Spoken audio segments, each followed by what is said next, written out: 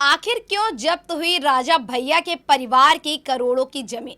आखिर क्या हुआ ऐसा कि राजा भैया की पत्नी भानवी की इतनी करोड़ों की संपत्ति सरकारी खाते में चली गई। नैनीताल के कैची धाम से आई खबर ने उत्तराखंड से लेकर उत्तर प्रदेश तक सियासी हलचल मचा दी है।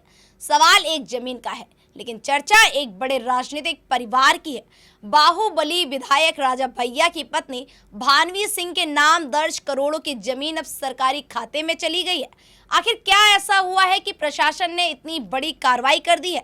इसके लिए देखिए हमारी ये खास रिपोर्ट। उत्तराखंड के नैनीताल जिले में स्थित कैची धाम आध्यात्मिक आस्था का बड़ा केंद्र, लेकिन इन दिनों यहाँ चर्चा किसी धार्मिक आयोजन की नहीं, बल्कि करोड़ों की जमीन पर हुई सरकारी कार्रवाई की है। प्रशासन ने कुंडा से विधायक राजा भैया की पत्नी भानवी सिंह के नाम दर्ज जमीन को राज्य सरकार के नाम दर्ज करने का आदेश दे दिया है। इस फैसले के बाद से राजनीतिक गलियारों में भी चर्चाओं का दौर तेज हो गया है।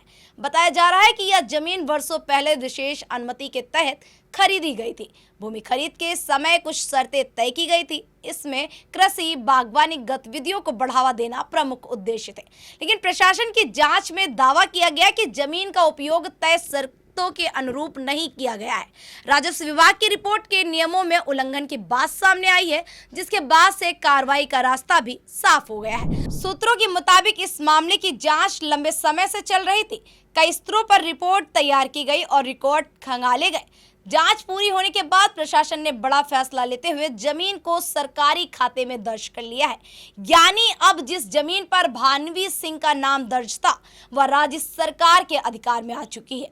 इस कार्रवाई का समय भी बेहद अहम माना जा रहा है। दरअसल उत्तराखंड सरकार इन दिनों भू कानून को लेकर काफी सख्त नजर आ रही है। राज्य में बाहरी लोगों द्वारा खरीदी गई जमीनों की लगातार जांच हो रही है। जहां भी नियमों और शर्तों के उल्लंघन की शिकायतें मिली हैं, वहां प्रशासन कार्रवाई करता हुआ भी नजर आ रहा है। ऐसे में राजा भैया के परिवार से जुड़ा यह मामला ज्यादा सुर्खियां बटोर रहा है। राजा भैया उत्तर प्रदेश की राजनीति में एक बड़ा चेहरा है, बड़ा नाम है। कई बार विधायक रह चुके हैं। राजा भैया को प्रदेश की राजनीति में प्रभावशाली नेताओं में गिना जाता है। ऐसे में उनके परिवार से जुड़ी जमीन पर हुई यह कार्रवाई स्वाभाविक रूप से राजनीतिक चर्चा का विषय बन गई है।